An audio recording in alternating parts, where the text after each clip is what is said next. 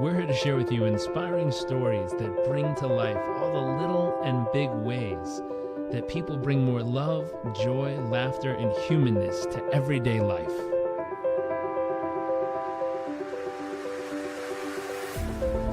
Our focus is the hunt for those little moments that refuel the human soul and reminds us what life is really all about.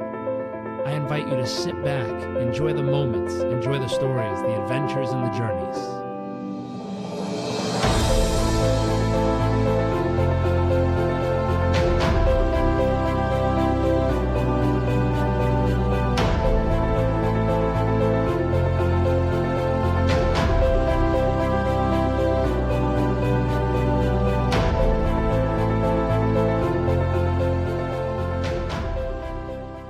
Hey everyone, welcome back to another episode of What the World Needs More Of. My name is Jarek Robbins. I am your host. I'm very excited to have a very special guest and longtime friend that we've known each other for quite some time and to join us today. Her name is Deb. Deb, thank you for joining us. Thanks, Jarek. Now we're going to dive into the question of the show, which is, what do you believe the world needs more of? You know, personally, I think it all comes down to kindness. And I know that's a typical thing people say, well, just be kind. We need, do random acts of kindness. To me, kindness is a little bit different. And yes, I believe in random acts of kindness, and I agree with what other people say. And in addition, kindness really means to me that when you see a need, and it's right in front of you, just if you have what it takes to handle or fill that need, just do it. So for some people, it might be they've got the finances to help out, or it might be they've got the physical strength to help out, or it might be that you have a wealth of wisdom and just a kind word is exactly what the person in front of you needs to hear. So to me, I think a lot of people go into forced kindness, and anything in life that's forced works in the opposite direction of the way it's intended. So it's really just being open and available to just help out what's in front of you or who's in front of you. I love that. And I guess that includes self-kindness too. So. That's important as well. Yeah. I think sometimes we get so excited to help everyone else, we forget to look in the mirror and help ourselves. Exactly. And then we deplete ourselves. And when you deplete yourself, you're not available for anyone or anything. So I think, I remind myself to make sure that when I'm giving, I'm coming from a place of overflowing, not from a place where I'm going to be depleted. Powerful and true. I think figuring out what it takes for each of us to stay full and stay overflowing is also a big question for most people, because we there's so many options and there's so many people telling us so many different ways to do it. But I think even finding the thing that works right now, because something might have worked 10 years ago that doesn't work or no longer serves, and something might work differently in the future. But figuring out what's the way right now to stay full. It's really powerful. Exactly. And I know personally I struggle with that. I know that for me, staying emotionally stable, let's say, or emotionally even, it requires a lot of alone time for me. So I'm almost to the point that seems like I'm reclusive, but I really require just a lot of time alone so I can recharge. And I've gotten to the point where if I'm on the phone and I start to feel my energy being drained, I just say, hey, I got to hang up. I don't even give a reason. I got to hang up. I got to go.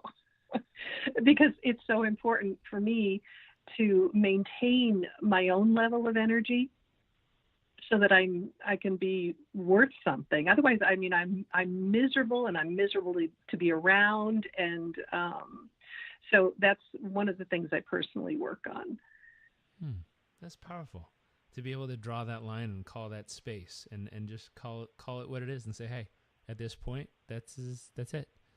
And becoming comfortable with that conversation. I think that's a lesson it takes people time to learn in life. I know. I'm not Especially comfortable people with it, but yeah, especially people with big but I hearts, do it's it even anyway. harder. Yeah, I just do it anyway. Yeah. Now, we've been hearing pieces of things that could be your wow factor, but my next question is what do you consider to be your wow factor? What makes you uniquely you, and what are some of the moments that help shape it? Okay, tell me again, what is a wow factor? What is that? What does that mean? Just it's a good question. I don't know if there's a specific definition we use, but it's just something that makes you uniquely you, something that makes you special in your own mind, that when you look at yourself, you go, wow, that is me. That is part of my DNA that I don't see a lot of times everywhere else in the world. I don't know what that is.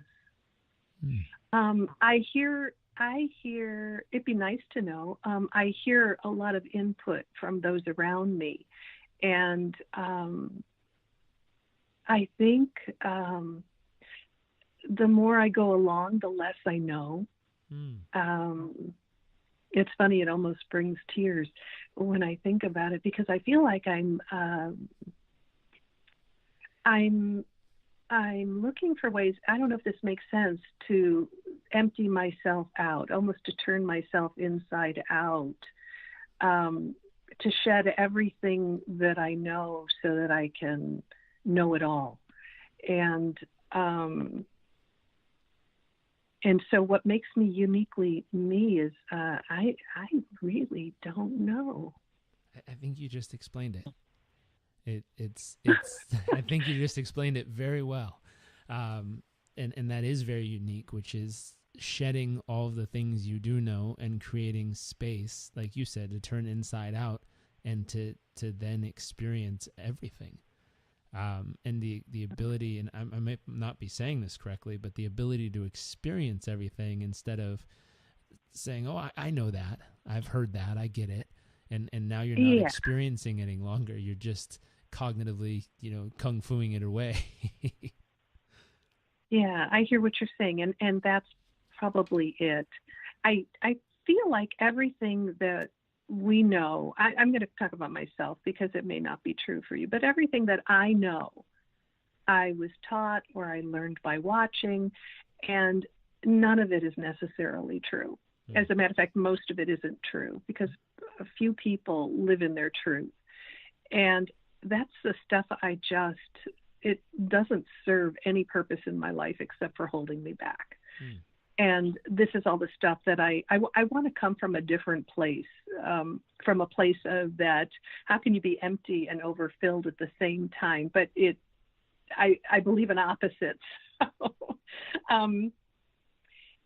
I'm looking for that place of emptiness to experience all of life almost as a brand new child, looking through brand new eyes, where just seeing the color green is like, oh my God, that's so amazing.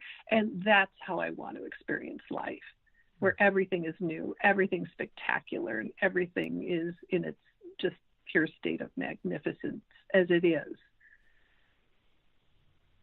I love that.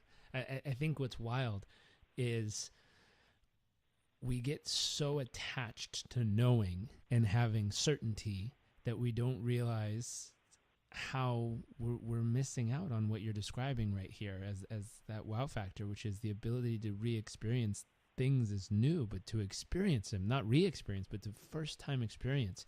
And I think as a culture, we shun that concept so much. I mean, we call it a disease when someone gets to a state in life where they lose short-term memory, we call it, and then everything is new each time they experience it. But there's deep beauty in that, because the ability to find joy in seemingly the simplest of things and to continuously find deep joy in them each and every time as if they weren't new is such a beautiful place to be. Wow, absolutely. I think that's where you find joy, is in that innocence. You can be happy, but to find that joy really comes in those moments. And I think that's so cool, Jarek. That's true. It's so true. Yeah. I love that. And I'm going to consider that a wow factor. So if you were looking for a definition, we've now defined it.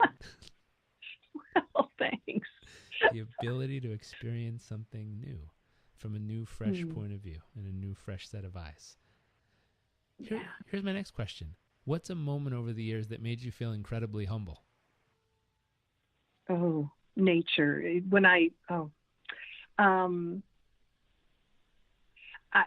I find it in solitude, in nature, when I'm being fully present. These moments are pretty far apart, but where I'm humbled to the point I could just about drop to my knees, and and it's what it is just feeling pure love from just that state of pure love, and feeling showered with it. And it is weakening and strengthening at the same time. It's just, so I get that in nature and from nature. That's powerful. There was an earlier episode where I interviewed someone who just happened to be sitting on the same row as me in a flight. We sat down and I turned my head and said, hi. She said, hi. And I'm like, want to be on my podcast? I don't know if she thought she had a choice, but she's like, oh, sure. And I was like, okay. And I reached under the seat in front of me and pulled out 2 headsets. She's like, oh, now? I was like, why not? We're on a plane for 4 hours. We might as well get to know each other. It's not like she had anywhere to go. Exactly. I was like, what else are you going to do? And her name was Allison. I think she was episode number 2. And it was a flight from San Fran down to Miami. She's a wonderful row mate, I guess you call it. Same row. And she had a similar experience. She said her humbleness comes from nature. She talked about an experience where, specifically for her, the ocean. She says there's such a massive, massive universe of life going on. And she's like, it just humbles me. She's like, she just can't even wrap her brain around how much is going on down there. And she describes anything between seeing a whale to a small fish, and everything just blows her mind when it comes to the nature that exists under the water. I think there's something so powerful. I have another friend of mine. He lost his wife through depression, and she took her own life, and he found deep solitude in nature, and it gave him his strength back, because he couldn't go on anymore. He was devastated and torn apart. And he said, solitude in nature reminded him of the real beauty and strength that he really had within him. And now he takes that, everything he's learned from just sitting outside in nature, and he takes it around the world and he shares it with people through using extreme cold to show people what they're capable of. But he found that power, like you said, in solitude in nature. He found that strength, and it was the elements reminding him who he really was from the inside out. That's amazing. That's so cool. One of these experiences where I was out, we live in 2 homes, and my home in Santa Paula, Southern California, we have a ranch. So my husband's an avocado grower, and I love the land. It's just a very special place for me. And one day I walked out, as I usually do, and I walked the orchards, and I walked to the back of the orchard, and it was one of those perfect days where I could feel the sun on my back and a soft breeze on my skin, and I'm noticing all the beauty and the colors, and I was just in that fully present state. And sometimes, which is one of the things I teach people, is just to notice moments of beauty. Sometimes there's going to be a moment that just grabs you, and you really want to just pause and breathe it in. And out in the back of the orchard, I had one of those moments, and I was looking out over the orchard I was standing in at that time was very young trees, and I could see above them. So I'm looking out at the distance, and I'm looking at the glow from the sun, which was so spectacular. And I melted into that state of humility and pure love, and just, with tears flowing and weak knees. And I looked at everything as if it were already mine. Because you see, we lived on this ranch, and my husband was the ranch manager, and we didn't own the property yet. And we didn't have 2 sticks to rub together. And but I yearned to own it because I knew if the ranch ever sold, I wasn't feeling stable. I knew that I would have to move, and it was a place I felt very planted. And so after that moment, I walked home as usual, and I think it was within 3 days, I received a FedEx with a check with enough money to buy the ranch. And it was just, I can't tell you how many moments I've had like that in life where miracles have shown up. And I think it's in those, that the access to all that is in those moments of connection when we really can be fully present and in that state of deep, profound gratitude. And so there was an added benefit to, when you said, what did you ask me about? Humbling moments. Those humbling moments. There's an added benefit to that. So, but that's one of my favorite stories because it was really an answer to prayer. And it happened as a result of that moment. Those moments are humbling. When your prayers are answered. It's something. I posted a video this morning of these two comedian guys who go around and just do pranks and funny, silly stuff. And they had stopped at a gas station to do a prank or a funny video. And, the lady in front of them had paid for her gas with just pennies. And the guy at the counter was like, "That's weird. She just paid with a bunch of pennies." And these two guys were like, "Huh." And they just went and stopped her and said, "Hey, here, take this." And she just burst into tears, and she goes, like, she didn't know what happened, but she said, "My husband just died a week ago. We're not like this. We don't ask for anything from anybody. I'm just in a hard spot." And she goes, people say that the universe and God's looking out for you, and I guess it really is. It's just one of those moments where, like, hard spot, interesting moment, and then prayers are answered. Things show up. It's very, very special. Very, very special. Yeah. What's interesting about that is sometimes the answer to prayer doesn't always look the way you think it's going to look. I've been asking for more freedom. I've been going through this freedom thing for a couple of years now. And lately I've really been craving more freedom. And one of the ways that showed up for me was a week ago, I had to put my dog down. And yet at the same time, experiencing the loss and the grief at the same time, that's actually what was needed to really allow me the freedom that I've been yearning for. And so it's amazing. I had mentioned to you earlier that I'm going through one of these growth stages, and this is part of it. Sometimes it means going through some of the steps, even though they're not so comfortable, they really move you to your next level, and then there was another interesting step that showed up yesterday, and it was just, okay, I'm going to put my big girl boots on and I can handle this. I'm just walking through it, leaning into it, and keeping my mind from complaining about it, keeping my mind still as much as I can. I've got moments, but doing the best I can. So I think, who was it, Garth Brooks, that said some of life's greatest gifts are unanswered prayers. Sometimes it's like you said, it's the opposite of what we think, or not what we'd imagine it to be. Exactly. And I don't think we can ever know that until we're on the other side. Exactly. Because in the moment, it doesn't feel like an answer to the prayer. It feels like that prayer got really? put on hold and you got kicked down a freaking black hole waiting to be answered. But then, somehow you emerge and you see the light and go, oh, it was a tunnel, not a hole.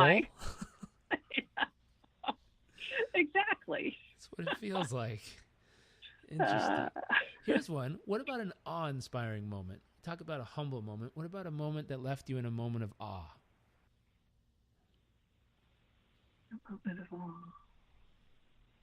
Something. Gosh, my answer is going to be really boring. No.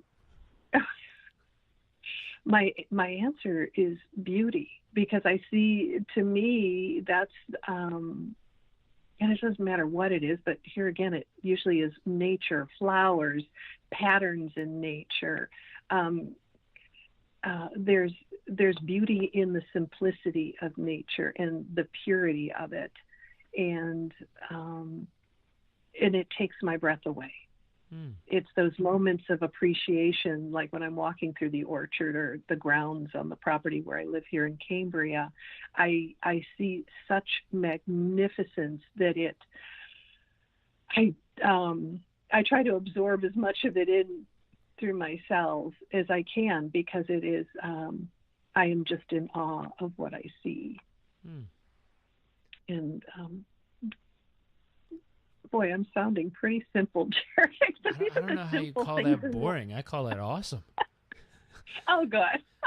I'll throw this out there. So my dad has this buddy who bought a painting a long time ago, and they live near each other in one of the states, and he says, "Oh, Tony, you got to come over. You got to see this painting. It's amazing. It's the most incredible painting. It's the most incredible thing you'll ever see." And he's like, "Okay, fine, I'll come over."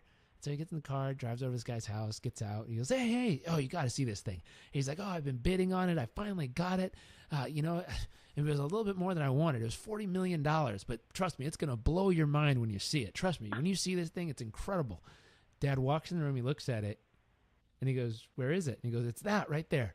And it's this big orange square. That's it. And he stares at it, and he goes, "I don't mean to be rude, but I could have painted that for you for $40 million, man." It's orange on a square. Like, there's nothing else there. and he laughed, and he's like, "I don't know what in the world is this thing?" And he started just laughing, cracking up and teasing him. And then he stepped back and he says, "You know what? If this guy's at a different stage of his life financially, he's earned it, he's worked very hard." And he said, if he can find $40 million worth of joy in a orange square, bless his soul. Yeah. And he said, most of us can't find that much joy in all the beauty that's naturally around us all day long. And I think that circumstance is the opposite for you, where you found a way to find deep, deep joy in the natural beauty that surrounds us all day long. That's a wow factor. I'm going to add a second wow factor to this conversation.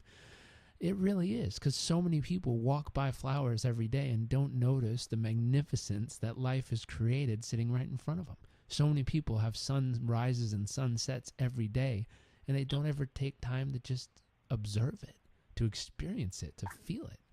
And I think that's very, very special. I don't think that's plain or simple at all.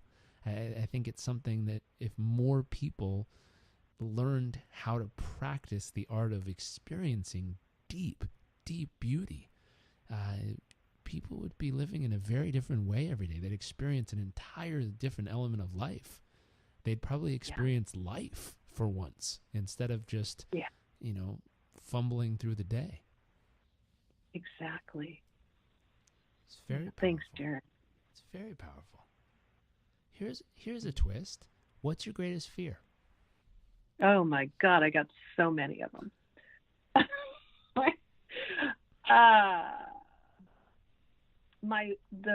The fear that I've had since forever is a fear of running out. So, the way I was raised, money replaced love. So in my family, my dad was from Europe and came here, I don't know if it was during the Depression, but he had a tremendous fear of not having money because he didn't. And he ended up doing really well, but the fear never left. And I took that on. And money was used instead of love. So I suppose the true fear, if I were to look at it, would be of running out of love. And yet it feels like the fear is running out of money. But I also have a fear of running out of anything, whether it's running out of food, which we had, growing up in the Midwest, and there was a fear of running out of food at home during the winter, and we'd have to walk to the store and hope the store was open. My mom would send the kids. And so I was just raised around that. So it's just a basic, and then I have a fear that probably no one else has, is a fear of showers. And I actually figured out where that was from. I had an experience. I know exactly where I was standing in a hotel room in Tucson, and I had a flash of a memory of dying in a concentration camp. Obviously another lifetime ago. And so I explored that and learned more about having died in a gas chamber, because I have this tremendous fear of showers. And yes, I do use a shower, and but I still have a fear of it. So I guess those are the two. And I have a fear of my personal safety. And yet with everything that I know that our personal safety is really managed through our thoughts. And yet I still have that, I have that feeling. So, lots of yeah, I do. And it's something that I work through ongoing, and yet they're still there. So it's just part of my thing is what, these are the things that I work on. Mm-hmm. I think everybody has something they work on, and sometimes we ignore what they are and live with them. And sometimes they come up in my face. So sometimes I'm very aware. Yeah, I'm a huge fan of working on stuff. I was giving a speech the other day, and they didn't like the words I used, but they liked the concept, which was, I was teasing them. I'm like, we all suck at something. Oh, yeah. And they were like, oh, one lady was like, I will not accept that phrase. And I was like, that's okay. Use a different word. And I was like, I just think, and the truth is, if you're willing to suck at it long enough to become okay, then you'll be okay at it. And if you're okay long enough, you'll become good. And if you're good long enough, you'll become great. You just got to stick it through and stay focused. And the person I was sharing with, she's like, I will not accept that phrase. It does not belong in my aura of being. And I'm like, hey, that's totally fine with me. Choose a different word. We're all a beginner at something. She's like, that's much better. Yeah. I was like, okay, good. Yeah. But hey, I suck at a lot of stuff. So yeah, I don't know. Someone asked me on a podcast earlier today, what are you still learning? I was like, everything? I don't know. Everything? Start anywhere. Yeah. You never know it all. And if you do, you stop learning. Exactly. Exactly. Yeah. I said, I'm that kid who sits outside and I understand the aerodynamics of a plane flying, but my brain still explodes every time I see a plane fly by. I'm like, that is the coolest thing in the world. and there's a part of me that doesn't know how it works. I totally have studied the math. I get it. It's just my nervous system freaks out every time it sees it. It's like, that's not possible. How is thousands of pounds floating through the sky with people in a chair up there? Seriously. It's amazing. Here's a question. What are you most excited about for the future? Oh, yes. Oh, I promised someone I wouldn't say it. I got to say, man. Well, no, it's just. Can you give us a hint? Well, no, I just have this belief. I know we can cure global poverty in an instant. I just have this thing that there is no reason that everyone doesn't have access to clean water and medicine and education and shelter, and we are so close to that. And I'm not talking about sending people to help, and yes, that's needed. That's a separate issue for things that are needed right now. But it is in this process of just a small handful of people need to awaken, and that will happen spontaneously. People will become kind. People will be open-hearted. people will have the access to the knowledge they need to create it, and it will happen so quickly. And I just feel like we're on this verge. It's where we through awakening, we move beyond government, we move beyond controls, we move beyond what we know as life as being real and what reality is, because reality isn't real. It's not. It is such a formed, taught thing we believe in. And if you've ever experienced something beyond reality, then you get a sense that, oh, that's not what life's really like. And we just need a handful of people to step up, and people are ready to awaken. It's really time. And when we do this, and I'm not talking about a huge amount of people, it just takes a small amount, the world will awaken. Everything will be different. We're ready for this. I'm ready for it. I'm just I'm eager. This is what I'm looking forward to. Same here. I think it's interesting, that mindset of lack. I was reading a book written by a gentleman who has a $165 billion hedge fund that he built from scratch, and he has a $17 billion personal net worth. And he was talking about how even the problems he's trying to solve, there's just never enough money to do it.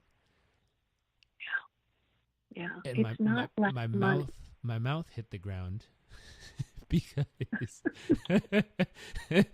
I know people. I was watching a video yesterday of a young girl who was traveling, who crossed paths with someone in Nepal, and just looked at him and said, how could that be?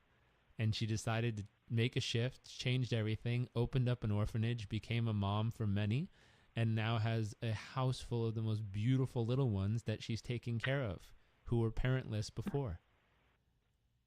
Is this that young girl that I recently saw a video of? Is she like in her early 20s? Mm-hmm. Yeah. Oh, she's doing phenomenally well. Just, she's such an inspiration. Mm-hmm. And like you said, it wasn't about money. It was just someone who was willing to care, someone who was willing, like you said, to show kindness, to see a need, to know they could fulfill it, and to step up and deliver in that moment. Exactly. The need was in front of her, and she had the ability, and like you said, the caring to step into that and do it. Mm-hmm. Yeah, good for her. That's the coolest story. It's special. But I think a lot of times we get wrapped up, when we're so busy working on stuff, we get wrapped up like the hedge fund guy in our story of, I mean, to have $17 billion and feel like there's not enough to help is quite a wall he's built. I know. I don't even know how many zeros that is. It's a lot of zeros. Like, man, if that guy doesn't feel like he could help, man, we need to work on our psychology. You could do a lot with those zeros. It's crazy. So we're going to switch gears into the second portion of the show. There's only 3 questions in this portion, but this is we call it the practical, tangible, tactical, applicable, kind of immediately how-to steps, if someone's listening, that we're going to share with them. And the first question is, what do you currently focus the majority of your thoughts and time and life on each day as of right now? My focus right now, well, animals are a natural kind of a focus for me. On the other ranch, I've got sheep and I have dogs, so that's a love of mine. And my passion is on helping people find the power within, so that they can create the kind of life they want. And everybody has the ability to do this. The steps are so simple. You don't need me. Sometimes, you don't need a mentor. You don't really, people have this all within them, and it's simply to make them aware of maybe what's that first step you can take, or how can you have what it is you've been working towards and moving further away from. And so that's really my passion right now. So, and that's my work. So my passion is my work. I love it. And here's a question. Mm. What's a key to your success in that, in helping people to find that power within so that they can live the life they want? What's a key to the success in that? A key that I give to people, or a key to the way I live, or Let's go for both. So a key that you've used to access that, and then a key that you share with them to help them access that. well, I guess it's the same thing, because I teach people basically, or I show people what I do, and if it's a match for them, then they learn it and take it upon themselves. And probably one of the things I work on, so admitting that I have fears, and I'm working on my mind all the time, because basically it's my mind that creates my beliefs and my emotions, which creates my reality. And so if I want to change that to current reality outside of myself, it's simply a matter of changing how I think. And so the first thing, this is also what I'm working on myself constantly about, is inner complaining. So that inner narrative that's going on in my mind, whether I'm complaining that, why can't my husband, why is the glass on the counter? He brings it to the counter. Why can't it make it all the way into the dishwasher? So it is, it's either I can have a conversation about it, or I can let it go, make it where it's not non-issue, not put emotion and start to put a spin on my thoughts. And so it's stopping the inner complaining, because I had a heck of a lot of that going on all the time about everything, driving,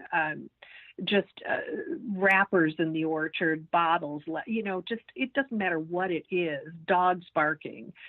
It's really taking charge of my mind. And so, to me, it started with the inner complaints, because they go by unnoticed. We just live in a complaining nature. So that would be what was the question, Jarek? What's a key to your success? It started there. Mm-hmm. It started there. It's powerful. Now, our final question, if we were to leave everyone with one tip, one actionable thing they could do each day to experience more of that personal power from within so they can create the life they want, what would be one tip we could leave them with?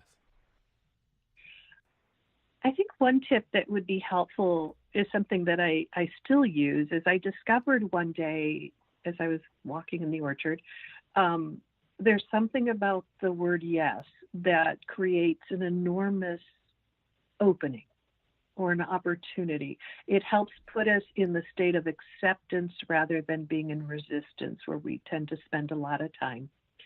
And so what I started to do as I was walking in the orchard, is just saying yes to whatever I saw. So yes to anything I felt. So yes to life, yes to love, yes to the color green, yes to a comfortable body, yes to trees, yes to rocks in the road. It was just yes to anything that came to mind. And when I'd run out of things to say yes to, I'd repeat them.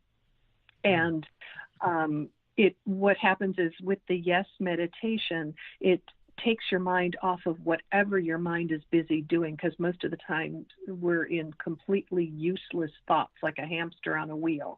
So it refocuses your mind on only really the word yes and being available to life.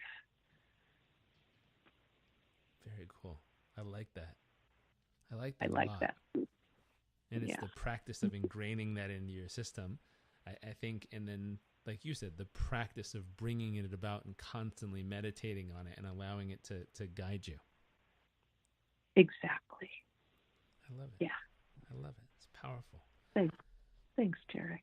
Well, if people want to learn more about you and what you're up to and where they can find you, where should we send them? That's a good question. I am in the process of taking down and shedding my old life. And so within probably a few days, my DebraCummings.com website will be redirected to a new site which really focuses on a simple path to a miraculous life. which is my focus right now. So I think just DebraCummings.com. Well, there we go. We'll make sure to include it in the show notes. So go to the show notes of this episode, click the link. It'll take you directly there. If not, use the Google and type in DebraCummings.com. It'll take you and help you find her. And Deb, thank you so much for joining us. Again, it's a very special episode. I loved it. And there was nothing normal or ordinary about it. It was beautiful, unique, and powerful. Thanks, Jarek. I appreciate it. And for everyone tuning in, if you know someone who needs to hear this episode, we believe that sharing is caring. We like caring people around here, so make sure to share. And I look forward to seeing you all next episode.